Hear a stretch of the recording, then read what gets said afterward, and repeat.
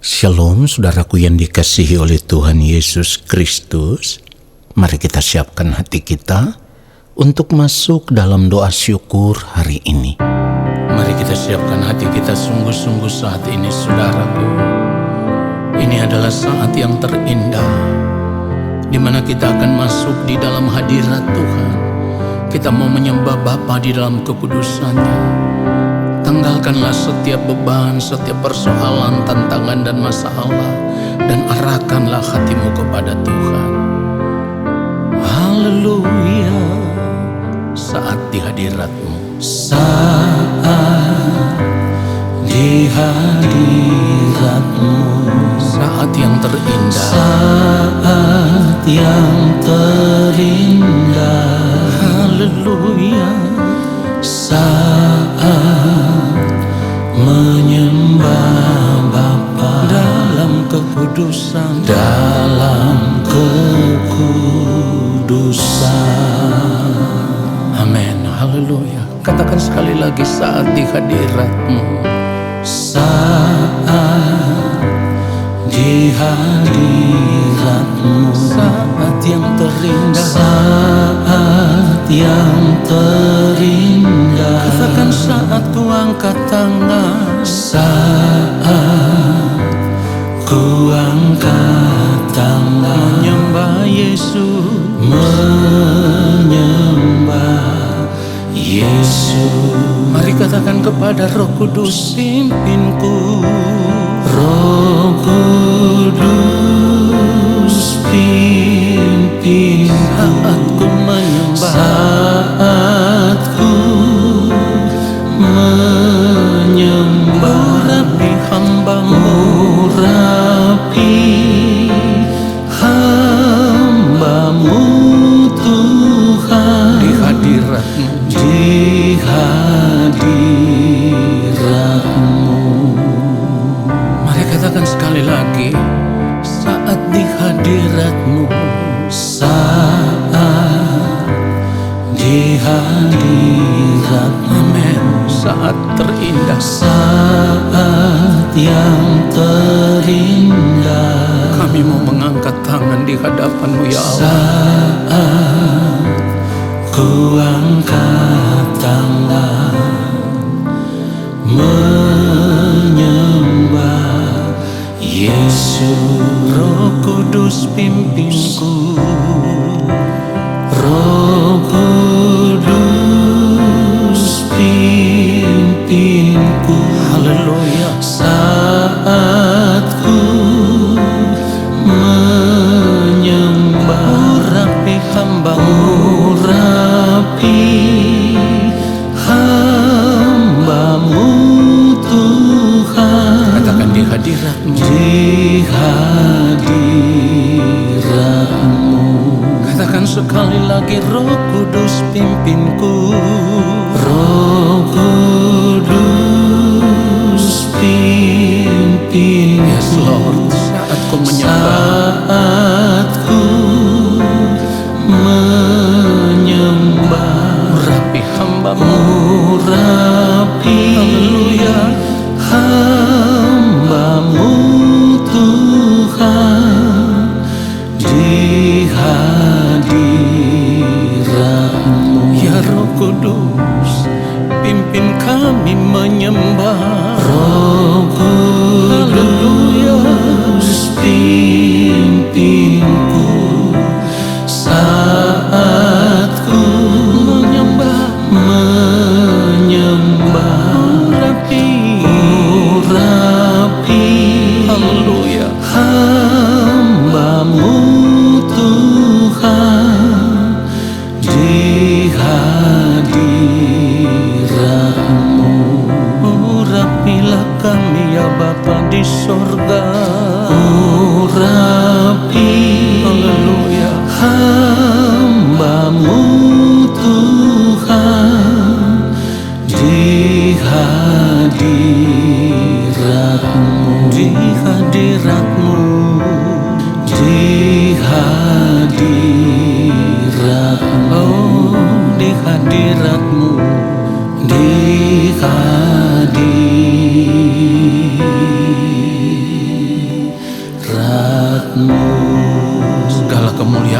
bagi Dia, sebab Dia yang layak menerima hormat dan kemuliaan. Mari kita berdoa.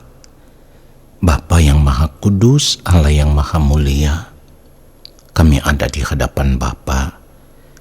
Kami rindu hati kami diisi dengan kebenaran firman-Mu.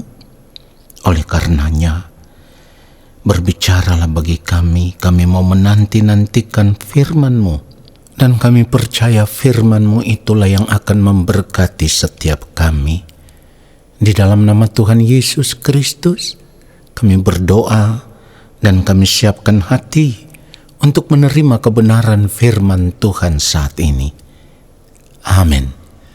Saudara yang dikasihi oleh Tuhan Yesus Kristus, sebagai orang percaya seharusnya kita sadar ketika kita menerima kasih karunia yang dianugerahkan kepada kita di dalam Tuhan Yesus Kristus, itu artinya kasih karunia itu yang membawa kita kepada suatu pengharapan. Pengharapan yang dimaksudkan di sini adalah pengharapan akan kehidupan yang kekal, di mana pada akhirnya setiap orang yang percaya kepada Allah di dalam Tuhan Yesus Kristus akan memperoleh hidup yang kekal. Nah, tetapi persoalannya adalah untuk memperoleh hidup yang kekal, kita harus benar-benar mempersiapkan diri kita, mempersiapkan hidup kita, supaya setiap saat kehidupan kita selalu ada dalam keadaan yang berkenan. Tujuannya hanya satu, supaya pada waktu penyataan Yesus Kristus sebagai juru selamat, keadaan kita dipandang layak dan berkenan di hadapan Allah Bapa di sorga, dan kita bisa diterima di dalam kerajaan Allah Bapa di sorga. Tetapi kalau saat ini kita tidak serius berjuang untuk mempersiapkan diri untuk menjadi pribadi yang berkenan, maka dapat dipastikan pada waktu penyataan Tuhan Yesus Kristus sebagai juru selamat, hidup kita dipandang tidak layak. Oleh karenanya firman Tuhan mengatakan kita harus mempersiapkan diri kita, ya, siapkan akal budi kita. Inilah yang dimaksudkan firman Tuhan seperti yang dikatakan di dalam 1 Petrus 1 ayat 13. Sebab itu siapkanlah akal budimu, waspadalah dan letakkanlah pengharapanmu seluruhnya atas kasih karunia yang dianugerahkan kepadamu pada waktu penyataan Yesus Kristus. Saudara perhatikan itu. Firman Tuhan katakan siapkanlah akal budimu. Artinya kita harus menjadi orang yang berhikmat, di mana kita harus memeriksa hidup kita dengan jujur, supaya setiap tindakan hidup kita, mulai dari gerak pikiran kita, sikap kita, tindakan kita, perbuatan kita, semua harus ada dalam keadaan yang benar-benar berkenan. Itulah yang dimaksudkan firman Tuhan, di mana firman Tuhan katakan siapkanlah akal budimu. Artinya kita jangan sampai menjadi orang yang bodoh. Kenapa saya katakan kita jangan sampai menjadi orang yang bodoh?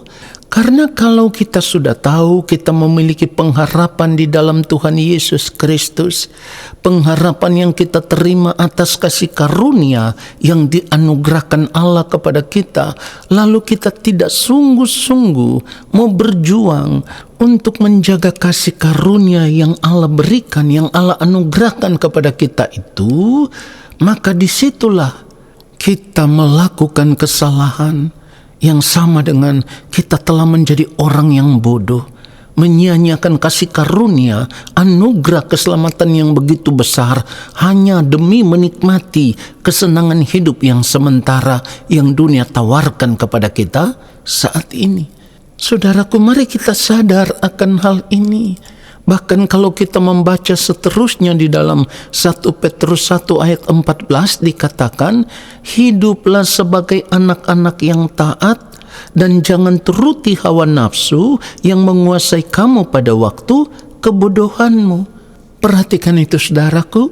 Jadi kalau kita masih tetap hidup mengikuti hawa nafsu diri kita, dan kita harus sadar, hawa nafsu diri kita itu kan selalu dipenuhi dengan keinginan-keinginan daging.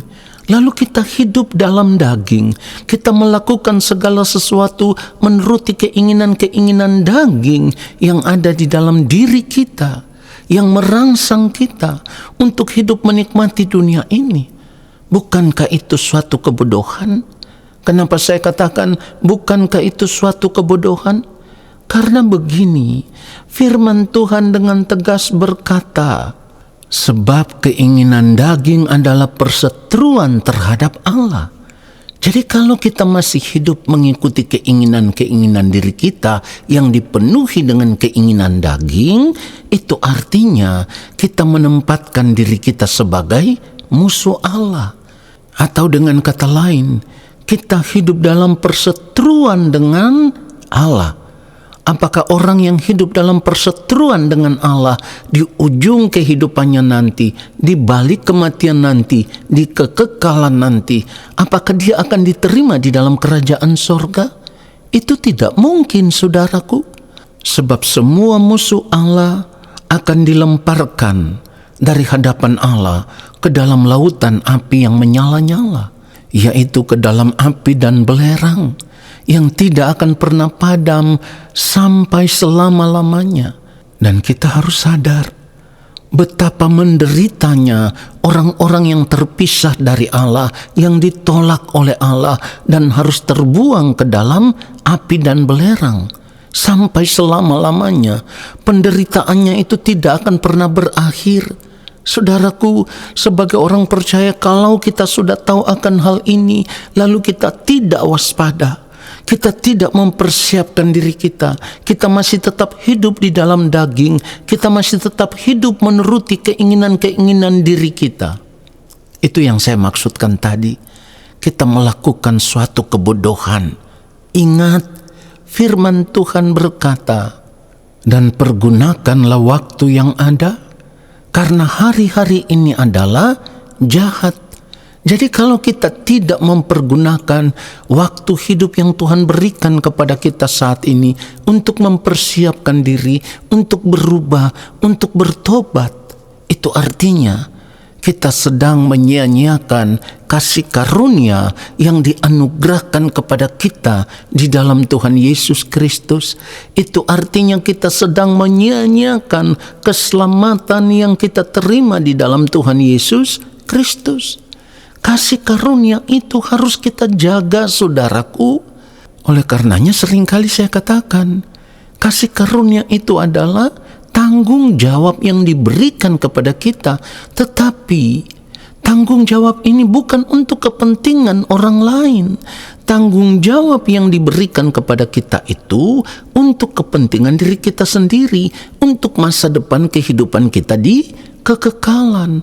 Allah membela hidup kekal kita, memberikan Yesus Kristus menjadi penebus supaya kita bisa diselamatkan. Tetapi kalau kita sudah diselamatkan di dalam Tuhan Yesus Kristus, lalu kita tidak waspada, kita tidak berjaga-jaga, kita tetap hidup menuruti keinginan diri kita sendiri. Bukankah ini artinya kita telah menjadi orang yang bodoh, menyia-nyiakan kasih karunia yang Tuhan berikan kepada kita? Padahal firman Tuhan katakan, tetaplah kerjakan keselamatanmu dengan takut dan gentar. Saudara perhatikan itu. Sebagai orang percaya seharusnya kita semua sadar, ketika kita menerima kasih karunia, anugerah keselamatan di dalam Tuhan Yesus Kristus, itu artinya kita telah mati bersama dengan Kristus. Dan kalau kita sadar kita telah mati bersama dengan Kristus, itu juga berarti kita harus memeriksa seluruh hidup kita.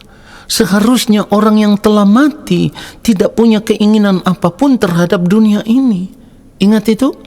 Kita telah mati bersama dengan Kristus, dan seperti yang firman Tuhan katakan, hidup kita tersembunyi bersama dengan Kristus di dalam Allah. Jika demikian, maka seharusnya di dalam sepanjang hari-hari hidup kita, yang nampak dari kehidupan kita sebagai orang percaya bukan lagi hidup kita yang lama, bukan lagi kehidupan kita yang sia-sia yang kita warisi dari nenek moyang kita, tetapi hidup kita itu sudah harus hidup yang baru, hidupnya Yesus. Ingat, sebagai orang percaya kita dipanggil supaya kita memiliki hidup yang benar-benar serupa dengan Yesus. Itulah kenapa firman Tuhan katakan, kalau kita berada di dalam Yesus, kita wajib hidup sama seperti Kristus telah hidup. Jadi kalau kita tidak berjuang untuk memiliki hidup yang sama seperti Tuhan Yesus Kristus, itu berarti kita tidak merindukan kerajaan sorga. Itu berarti kita tidak ingin diselamatkan di kekekalan nanti. Dan itu juga berarti kita memilih untuk terbuang ke dalam api dan belerang. Kita memilih untuk hidup dalam penderitaan di kekekalan. Jadi kalau kita periksa hidup kita saat ini, dari cara hidup kita, sebenarnya itu sudah bisa terlihat. Ketika nanti kita berada di kekekalan, layaknya kita berada di tempat yang mana? Di rumah Allah Bapa di sorga bersama dengan Tuhan Yesus, atau terbuang ke dalam api kekal? Ini yang harus kita perkarakan sebelum terlambat, saudaraku. Jadi saat ini mari periksa hidup kita. Jangan lagi hidup mengikuti hawa nafsu diri kita, tetapi kita harus berubah. Persiapkan diri menantikan yang mulia Tuhan Yesus Kristus datang kembali dan membawa kita pulang ke sorga. Biarlah kebenaran firman Tuhan ini menyadarkan kita semua. Amin. Saudara, mari kita berdoa. Terima kasih Bapa yang Maha Kudus, kami disadarkan oleh firman-Mu. Kami mau berjuang untuk menjaga kasih karunia anugerah keselamatan yang Engkau berikan bagi kami di dalam Tuhan Yesus Kristus. Kami mau berjuang untuk hidup benar, meninggalkan cara hidup kami yang lama, melepaskan setiap keinginan diri yang merupakan keinginan daging, dan kami mau hidup hanya melakukan kehendak-Mu ya Bapa, supaya kehidupan kami berkenan di hadapan Bapa di sorga. Terima kasih Bapa yang Maha Kudus. Saat ini kami semua mengangkat tangan di hadapan-Mu dan kami percaya Engkau akan menurunkan tangan dan memberkati hidup kami. Saudaraku, arahkanlah hatimu tertuju kepada Tuhan dan terimalah berkat-Nya. Segala berkat kasih karunia daripada Allah Bapa di sorga, rahmat cinta kasih yang berlimpah-limpah dari Tuhan Yesus Kristus di dalam persekutuan yang manis dengan Roh Allah yang kudus, turun atas hidupmu, menyertai langkah hidupmu, dan memberkati hidupmu sekarang dan sampai selama-lamanya. Amin. Saudaraku, terima kasih sudah mengikuti doa syukur hari ini. Sampai jumpa dalam doa syukur besok hari. Tuhan Yesus memberkati kita semua. Shalom.